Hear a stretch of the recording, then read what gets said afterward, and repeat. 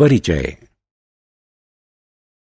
दोस्तों, जैसा कि हम सभी जानते हैं, हम अपने आसपास कई तत्व देख सकते हैं।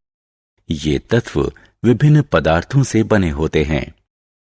इनमें से कुछ प्रकृति में कठोर होते हैं और इनको धातु कहा जाता है, जबकि इनमें से कई कोमल होते हैं, इसलिए इनको अधातु कहा जाता है। अतः इस पाठ में हम धातु और अधातु के गुणों एवं इनके उपयोगों के बारे में जानेंगे। उद्देश्य। इस पाठ के अंत में आप निम्न करने में सक्षम हो जाएंगे। धातु और अधातु को परिभाषित करना। धातु और अधातु के भौतिक गुणों का वर्णन करना। धातु और अधातु के रासायनिक गुणों का वर्णन करना। धातु और अधातु के उपयोगों का वर्णन करना। धातु और अधातु का परिचय। अरे दोस्त, तुम यहाँ क्या कर रहे हो? मैं पतंग उड़ा रहा हूं। ये वजन में काफी हल्की है। हाँ दोस्त, क्योंकि ये कागज से बनी है। और क्या तुम जानते हो कि कागज एक अधातु पदार्थ है? वहां देखो, एक हवाई जहाज भी आकाश में काफी ऊंचा उड़ रहा है। ये स्टील और अन्य पदार्थों से बना हुआ है। लेकिन ये धातु और अधातु आखिर हैं क्या? दोस्तों, हम अपने दैनिक जीवन में कई पदार्थों का उपयोग करते हैं। ये पदार्थ धातु और अधातु से निर्मित होते हैं। धातु प्रकृति में कठोर होती है, जबकि अधातु कोमल होती है। यहाँ धात्विक और अधात्विक पदार्थों की तालिका दी गई है।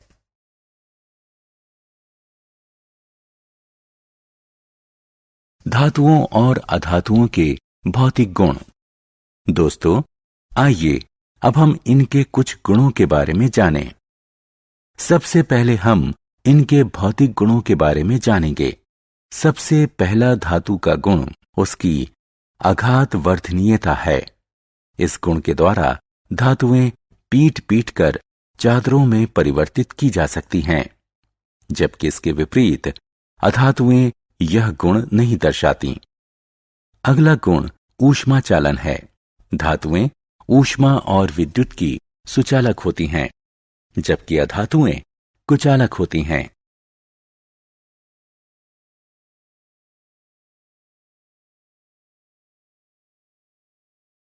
तन्यता धातु का ऐसा गुण है जिसके द्वारा इससे तार बनाए जा सकते हैं। यह धातुओं का तीसरा गुण है। इसके विपरीत अधातुएं तन्यता नहीं दर्शाती। चलिए धातुओं के एक और गुण के बारे में बात करते हैं, जो कि ध्वनिक है। धातु घंटी जैसी ध्वनि उत्पन्न करती है जब उस पर किसी चीज से प्रहार किया जाता है, जो कि ध्वनि कहलाती है। धातुओं के अलावा और कोई पदार्थ ध्वनिक नहीं होता।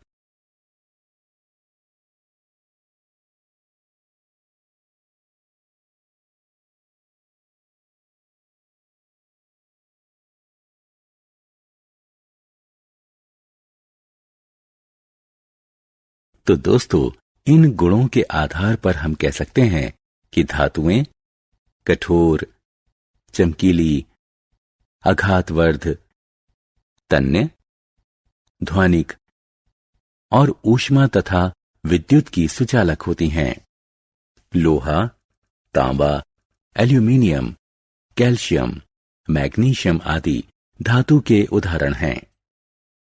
अधातु जैसे कोयला और sulphur.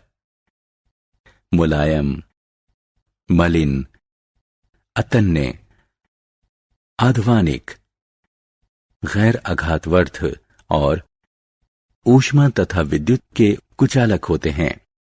Sulphur, carbon, oxygen, phosphorus आदि अधातु के उदाहरण हैं। दोस्तों, धातुओं और अधातुओं के भौतिक गुणों की चर्चा कर लेने के बाद आइए जानते हैं उनके रासायनिक गुणों के बारे में। कई धातुएं ऑक्सीजन के साथ अभिक्रिया करती हैं और उसके ऑक्साइड का निर्माण करती हैं। जंग, लोहा ऑक्सीजन और जल की अभिक्रिया के परिणाम स्वरूप उत्पन्न होता है। धात्विक ऑक्साइड प्रकृति में मूल रूप से पाई जाती है। सल्फर जैसी अधातु ऑक्सीजन के साथ अभिक्रिया करके सल्फर डाइऑक्साइड गैस देती है। जब इस सल्फर डाइऑक्साइड को पानी में घोला जाता है तो सल्फर अम्ल का निर्माण होता है। आमतौर पर अधातुओं के ऑक्साइड प्रकृति से अम्लीय होते हैं।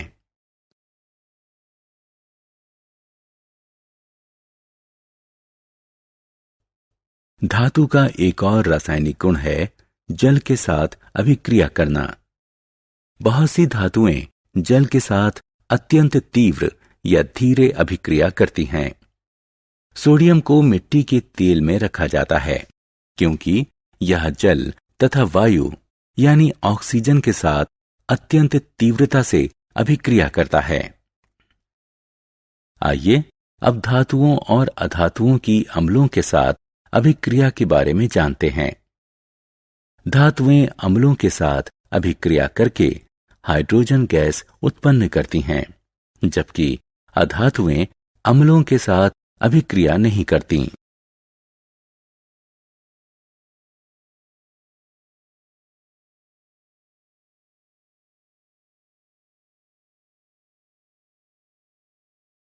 दोस्तों, आपको जानकर हैरानी होगी कि इन रासायनिक अभिक्रियाओं के अलावा धातु विस्थापन अभिक्रियाओं के गुण को भी दर्शाते हैं।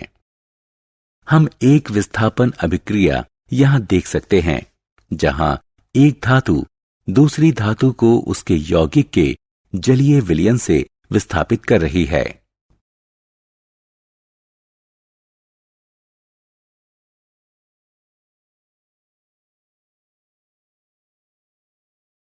धातुओं और अधातुओं के उपयोग। दोस्तों, अब तक हमने जाना कि धातुओं और अधातुओं के भौतिक और रासायनिक गुण क्या हैं।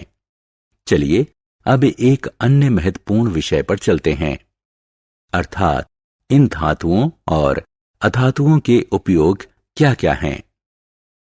जैसा कि हम जानते हैं कि धातुओं की प्रकृति कठोर होती है, इसलिए इनका उपयोग मशीन, ऑटोमोबाइल, हवाई जहाज, रेल, सैटेलाइट, औद्योगिक मशीनें, खाना पकाने के बर्तन, पानी के बॉयलर आदि बनाने में किया जाता है। अधातुएं इतनी कठोर नहीं होती, इसलिए इनका उपयोग उर्वरक, जल शुद्धिकरण प्रक्रिया, जीवन सहायक वायु, पटाखों और बैंगनी रंग का घोल जो कि एंटीसेप्टिक के तौर पर चोट पर लगाने आदि में किया जाता है।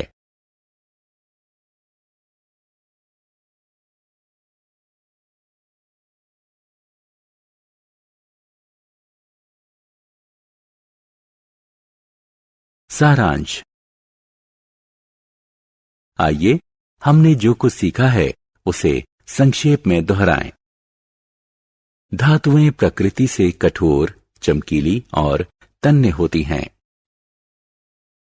धातुएं तन्य, ध्वनिक और ऊष्मा तथा विद्युत की सुचालक होती हैं। लोहा, तांबा, एल्यूमीनियम, कैल्शियम, मैग्नीशियम आदि धातुओं के उदाहरण हैं।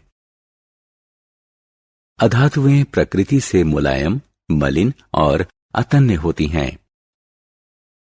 अधातुएं अध्वानिक, गैर आघातवर्ध और ऊष्मा तथा विद्युत की कुचालक होती हैं। सल्फर, कार्बन, ऑक्सीजन, फास्फोरस आदि धातुओं के उदाहरण हैं। धात्विक ऑक्साइड बनाने के लिए धातुएं ऑक्सीजन के साथ अभिक्रिया करती हैं, जो प्रकृति में क्षारीय होती हैं। अधातुएं अधात्विक ऑक्साइड बनाने के लिए ऑक्सीजन से अभिक्रिया करती हैं, जो प्रकृति में अम्लीय होती हैं। कुछ धातुएं धात्विक हाइड्रोक्साइड और हाइड्रोजन गैस बनाने के लिए जल के साथ अभिक्रिया करती हैं, जबकि अधातुएं जल के साथ अभिक्रिया नहीं करती। धातुएं अम्ल के साथ अभिक्रिया करती हैं और धात्विक लवण तथा हाइड्रोजन गैस बनाती हैं। आमतौर पर अधातुएं अम्लों के साथ अभिक्रिया नहीं करती। विस्थापन अभिक्रिया में अधिक अभिक्रियात्मक धातु निम्न अभिक्रियात्मक धातु को उसके यौगिक के जलीय विलयन से विस्थापित कर देती है। धातुएं और अधातुएं दैनिक जीवन में व्यापक स्तर पर उपयोग की जाती हैं।